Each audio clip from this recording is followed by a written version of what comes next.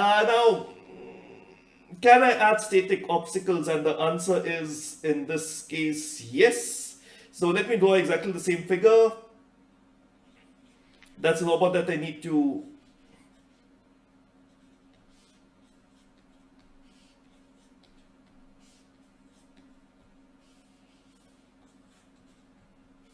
So I'll take in a radius between which I will consider all the obstacles, and anything beyond that I will not consider. So that's the max. So this gets selected, this gets selected, this gets selected, and let me draw in a few static obstacles as well.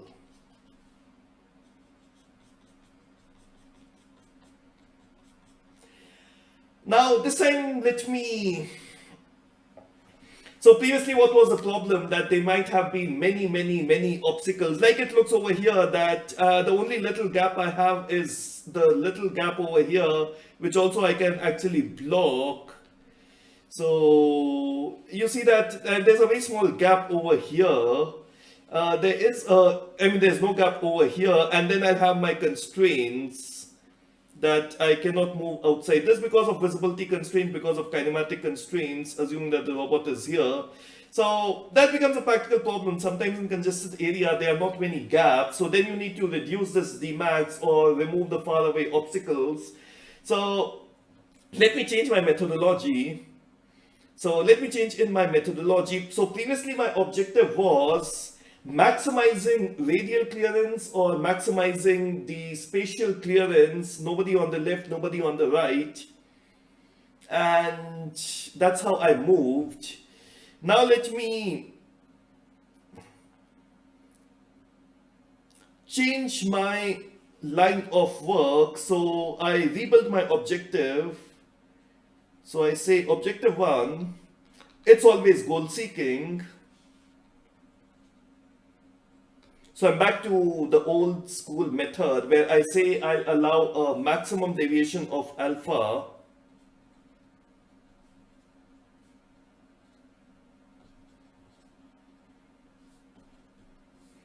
So let me remove this constraint. It's not making sense because I have a tighter constraint.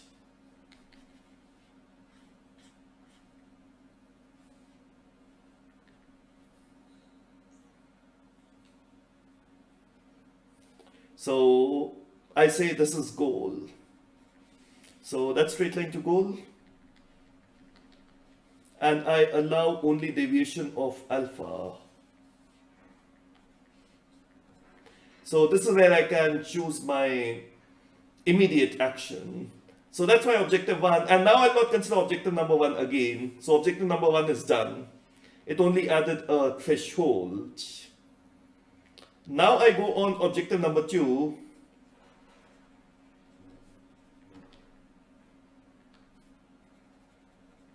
I need to maximize the distance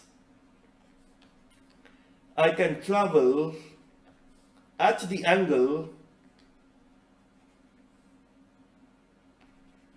assuming at the angle without colliding.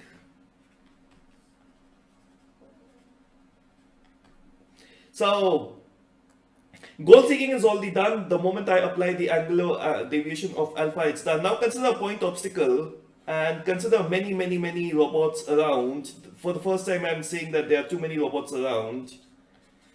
So, and this is my angular constraints for a point robot, and there are also static obstacles.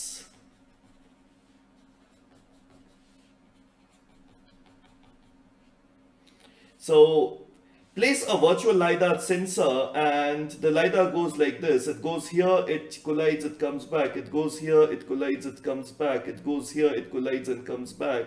It goes here, it collides and comes back. That's what I was told, that everywhere it will collide and come back.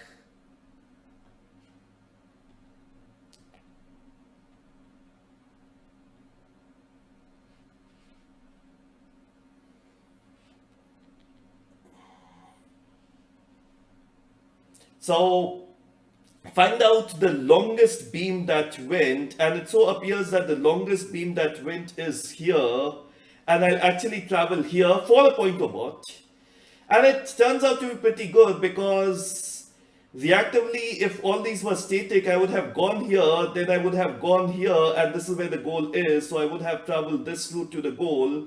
So I always travel in the direction which maximize my distance to obstacle.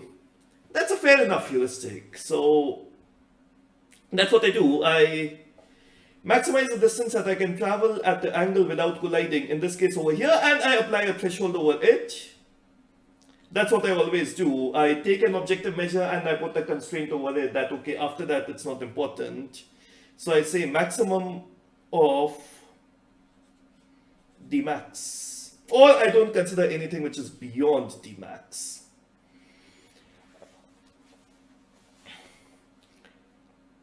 Now, objective 1 I already slashed out, which is moving in the direction to goal. I already slashed that out, so that's what I do. Plus minus alpha, after that just forget about it. Objective number 2 also, I have put a limit. It's a complete system and I could just go upon modeling this up. However, the problem is I need a tiebreaker now because I'm not considering this, which would have been great. I'm not considering this, so I need a tiebreaker. So now I say objective number 3, which is a tiebreaker.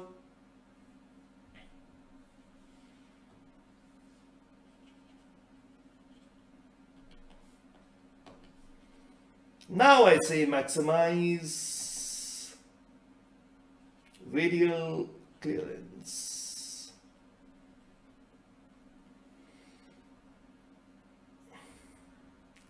So this was a good example. Let me take in an example with a radial clearance as well.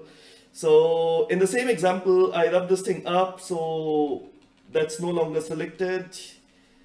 And I complete the figure. Very good.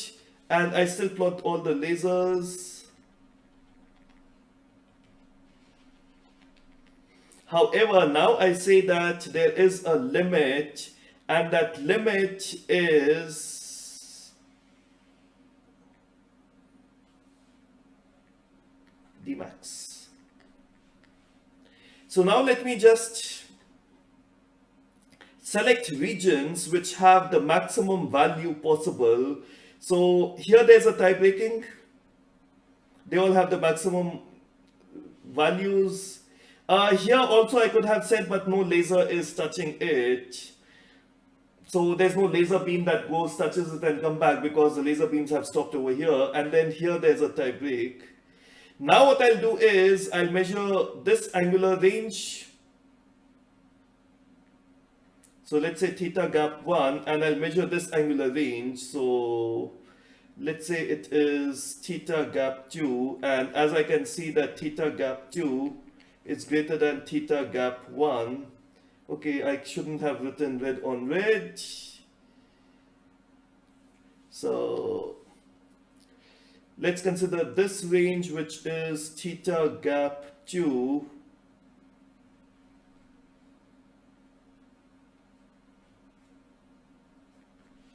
And let us consider this one, which is theta gap 1. And I can see that theta gap 2 is greater than theta gap 1. So now I'm going for objective number 3, which is maximizing radial clearance. And now I will take the middle point of this one as the direction that I move. For a point robot, it can take static obstacles, dynamic obstacles, whatever, because my algorithm is simple. Objective 1 plus minus alpha gone, so I've got a range in which I'll apply a angle selection. After that it's gone, so I've got two objectives basically in which I need to decide. The first one is a virtual laser, how far does it go? So I just need to use a virtual laser and see how far does it go, and if it goes more than a specified threshold, if it goes absolutely more than a specified threshold, Then I will apply in the secondary criterion, and the secondary criterion will be that wherever there's a tie breaking involved, I'll select all the gaps and then I'll go in the middle point so as to maximize my radial clearance. So the only formula you need is that a general laser at an angle of, say, beta. So the only formula you need is that a general laser at an angle of, say, beta, how much distance value will it record? So let's say at a general angle of beta.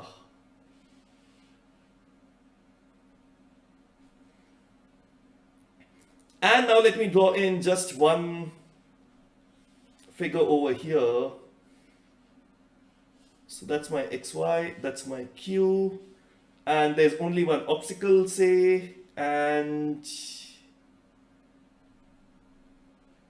there's a laser which is going at the angle of beta.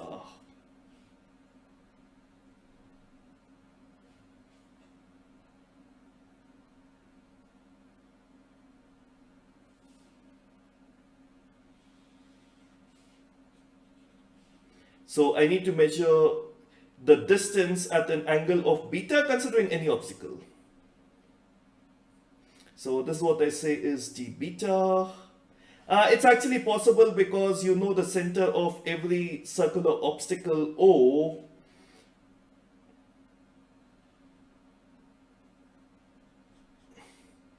which has a radius of rho O.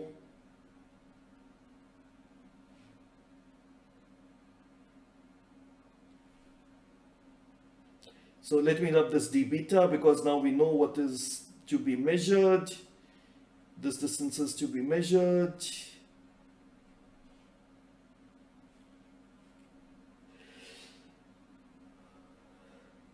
Now I know how much does the center of it subtend an angle over here. So this is gamma 0, where gamma 0 is gamma O is of course a tan 2. Oy minus qy, ox minus qx. So this becomes gamma 0, gamma O minus beta. So if I draw this triangle a little bit more clearly, 1, 2, 3, between Q, O, and this point, say, X. So if I draw X, Q, and O a little bit more clearly, okay, my clear is not very clear. So you know this is rho O.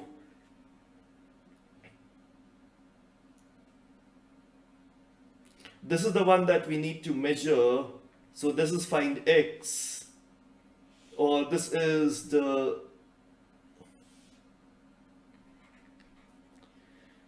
d beta, and we know this is the distance between Q and O, and we know this angle. So there's a law of cosine, and law of cosines is a straightaway formula. You know two sides of the triangle, you know the angle between the two sides. So the law of cosines is a relationship between all these three sides and this angle. So you can apply the law of cosines and find out what this value is. The only caveat is that this only holds good for beta, which are between.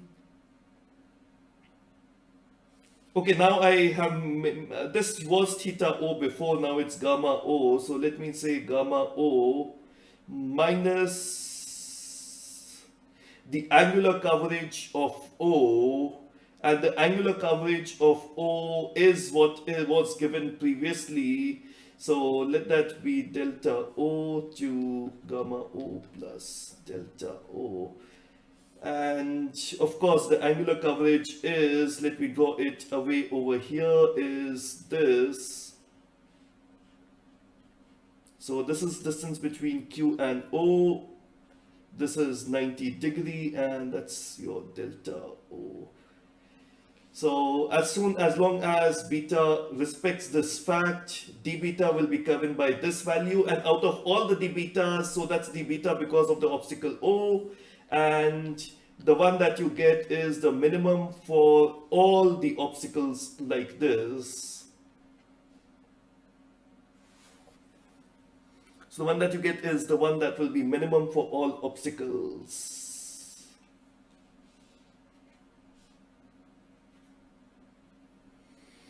So I don't want to go into geometry. That's not the geometry class. I just want to leave you with nothing but the intuitions and only intuitions around over here. And in terms of intuition, I'm like that, okay, obstacle goal seeking alpha plus minus from the goal gone, so you got again the number line over here, and within that number line you need to arrange for an obstacle. This time we don't put things as black and white, as obstacles or non-obstacle. This time we give them a distance value. So this is how far obstacles are. So that's my continuous number line so far. This is that obstacles are very far off and these obstacles are near. And we have a constraint between plus minus alpha. So this is theta goal, and this is theta goal plus alpha, this is theta goal minus alpha, and we select the one that has a maximum radial clearance. And in case I apply a limit like this, then this becomes gap 1, this becomes gap 2, and I take the largest gap and then the center of that, which is given by this. The rest is pure geometry. You can get the formula straight away by deriving it yourselves. Now, speaking about what if this wasn't a point robot and this was a circle, I'll do it for both cases, which is static obstacles like this and dynamic obstacles like this. If it's dynamic obstacles like this, we know the only thing that we need to do is plus radius of the robot, that's all. Easy. However, it's more involved if it's static obstacle like this. Now, static obstacles are known for their geometry. You first, use ray tracing algorithm where a general line at beta, where does it strike a polygon if the obstacles are known as polygon. If they are known as a bitmap, then you make a virtual ray travel like this until its value in the bitmap becomes 1, and you get a virtual laser, same as point robot, which strikes an obstacle, and by a virtual laser, or if you have a real robot, by a real laser, you get to know about this point obstacle O. Now you repeat exactly the same calculation, except for you say that instead of the robot with a radius of r and the one dot obstacle that my actual laser beam, or if you do not have a laser beam, your virtual laser beam has detected, which is point, I will invert it up. I will say that my robot is without size and this O will be magnified by R, and then you have exactly the same obstacle with the formula which holds. So every virtual laser beam, or if you have a real robot, a real laser beam, it strikes an obstacle, it comes back, and that tells you the position of one obstacle, one tiny obstacle, one unit size obstacle.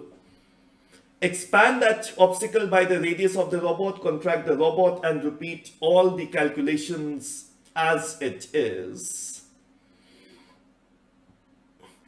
And using this, the algorithm can work with both kinds of static and the dynamic obstacles. What did I change? I only changed the objective measure in this around. So because it was getting congested and the gap as per the old definition wouldn't have held good, most of them would have qualified. So I said maximum how much can I travel in the line of direction to the goal such that I do not incur in any kind of a collision. And using that, I continuously selected where do I want to move.